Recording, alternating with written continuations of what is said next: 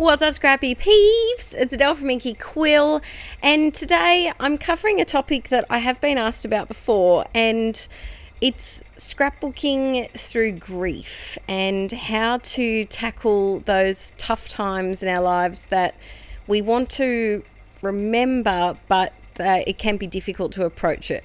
So this is a photo of Aaron's family, his dad and stepmom and his brothers and sisters, and it was just before we left for his grandfather's funeral. Now, as you can tell, we're all dressed in black. The moment is very somber, but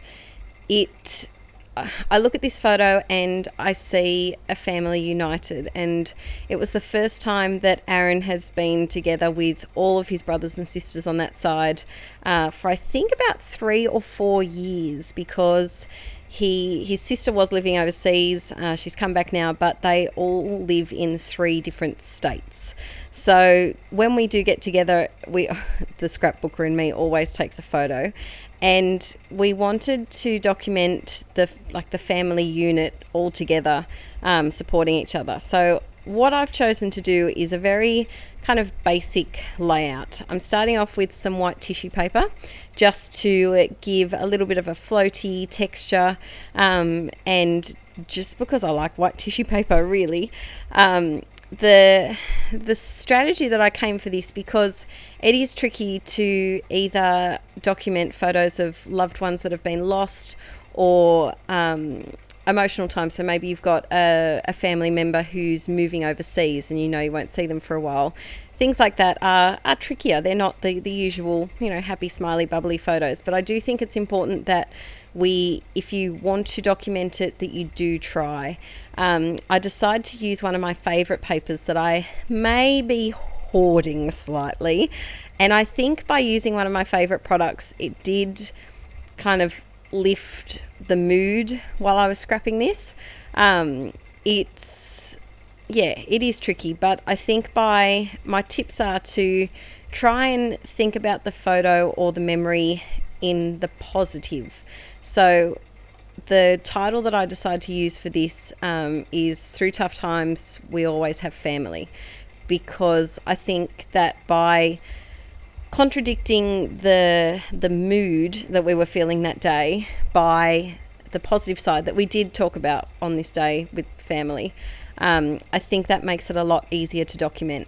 I think it's also good to use one of your favourite products, or even use a product that reminds you of the person. So, for example, if it's a family member that's passed, you may use their favourite colour. And also just make it simple. It doesn't have to be a complicated layout with layers of mixed media.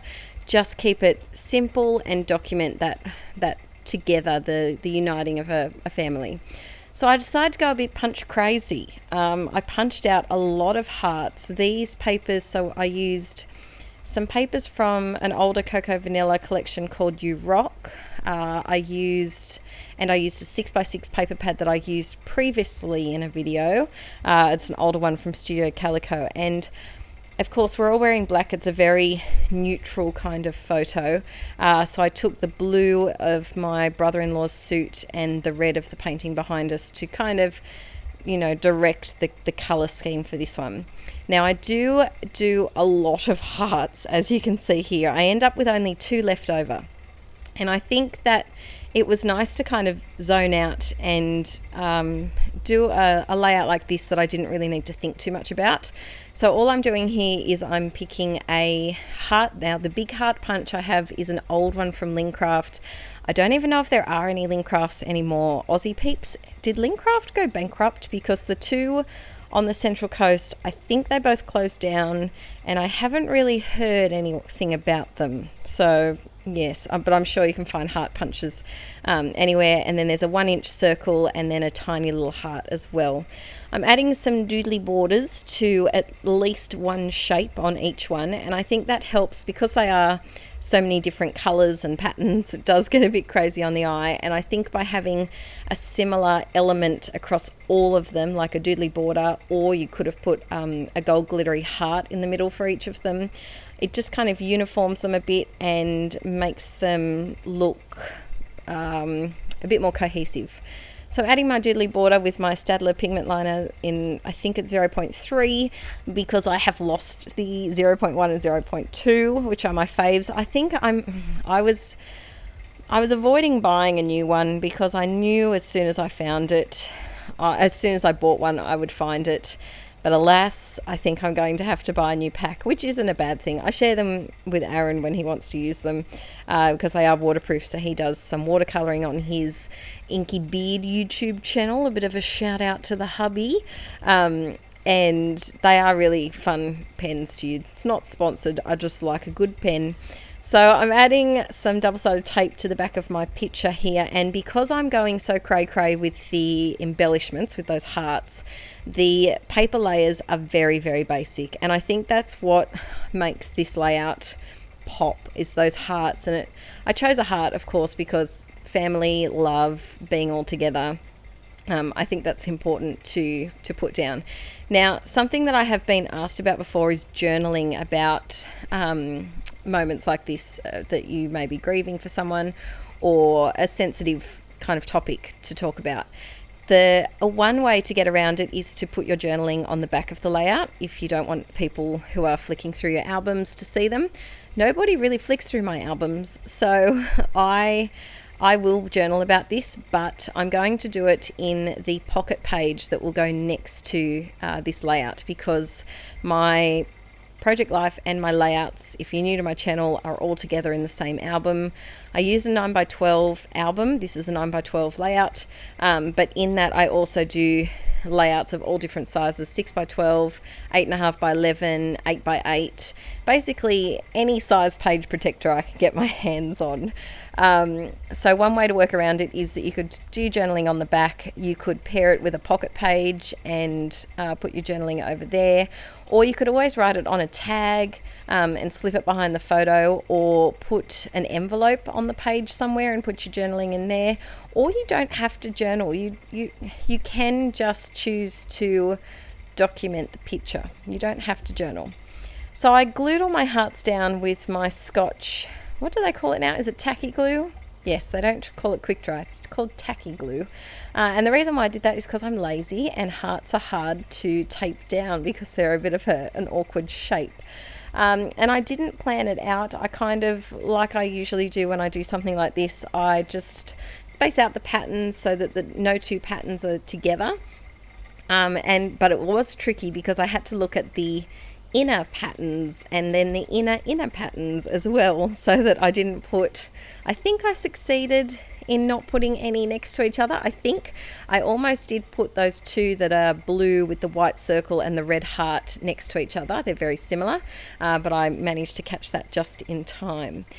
Doing a bit of scripty font here, and I think that when you choose a title for a layout like this, you could even choose a song lyric that they love. You could choose a quote that reminds you of how you feel about them, or how you felt on the day. So this is how I felt on the day.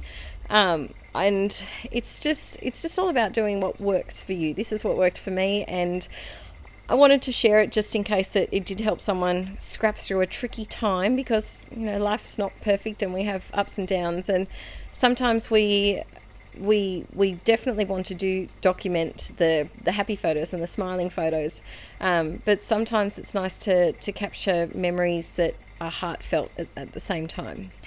So I don't go for any journaling on here, but I do decide I needed some little sprinkly bits, because you know me and my sprinkly bits.